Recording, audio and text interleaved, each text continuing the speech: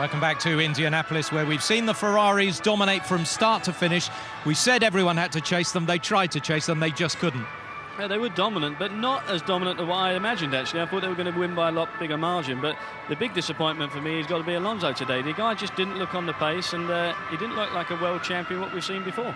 Is this a serious problem for him, or just for this track only? And I think actually there's just a little bit of the edge there for Bridgestone creeping in with the Ferrari performance, and Michelin just being too conservative on their arrival at this circuit, maybe just coming off the back of last year. Well, the arrival at the first corner was quite interesting for all concerned. This is quite bizarre. I've just never seen so many cars go out in this kind of way. This is the big one for us here. You've got the two McLarens, and it looks like to me like Montoya just rides into the back of Kimi Raikkonen. Whether there's anything being squeezed across from Button or not, we can't see. The outside result is O'Heifeld just gets flipped over. Triple flip, very lucky guy. Fortunately for him, it doesn't dig down into that gravel there because, you know, you've got a big case of breaking your neck at that point, but lucky indeed. Mark, thanks very much indeed. Well, if you've missed any of the scintillating action here from Indianapolis, you can catch highlights tonight on ITV1 at 11:35. Then in a fortnight's time we'll be in Magny-Cours. It's the French Grand Prix qualifying is at 12:30. The race live is on Sunday at 12 noon. And of course the French Grand Prix itself with the highlights is at midnight on the Sunday. And don't forget Germany against Italy in the semi-final live on 7:30. That's on Tuesday. Well, it's Germany and Italy that have dominated today. It's Michael Schumacher and Ferrari's day.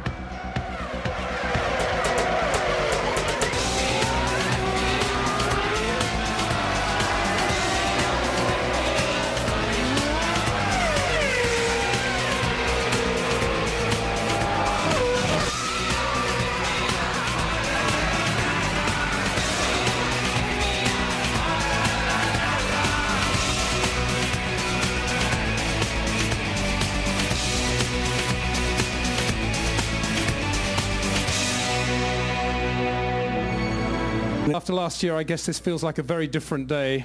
Also, putting aside last year, the first Ferrari 1-2 since Monza back in 2004. Well, I didn't know it was that long ago, but we definitely performed extremely well all weekend long. We prepared ourselves very hard for those two overseas races. We knew we had a very good car in our hands. Canada, for whatever reason, just didn't work out. Here, everything was just spot on. And to have Filippo alongside is just a dream result. And in a way, looking for the championship and knowing Fernando finished 5th sort of gives it a big step towards the championship. And yeah, just a great day in many terms, a great weekend, having Germany winning the game and getting into half-final. Me winning the race can't be a better weekend in a way. And in the early laps of the race, you had a chance to study the driving style of your teammate as well.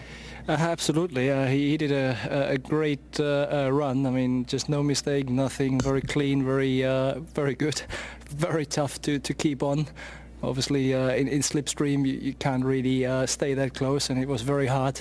Pushed extremely in the outlap, and luckily, new tyres gave me the edge and made me go forward. But no, a great result in many ways for the whole team. And again, as the championship concerns, we're just very delighted. Congratulations to you. And Felipe, congratulations to you. A career best finish in 2nd place and a great start there. Yeah, it was definitely a great race for me. I started really good. I was really concentrating the lights. I think I made a reaction time very quick this time. I had a very good start. I could manage to pass Michael by the end of the straight and just try to push to make a good gap between us and the Renault.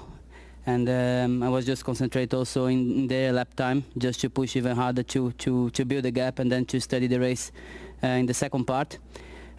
Michael was a little bit too quick in the outer lap after the box, and he managed to pass me. But I think it was a great result for us. Looking at the situation of the championship, I think he came in the right time. So now we need to be strong every race to fight with them. but I'm really happy. You know, my best result, and hopefully we carry on in this pace until the end of the year. Well done to you, Felipe.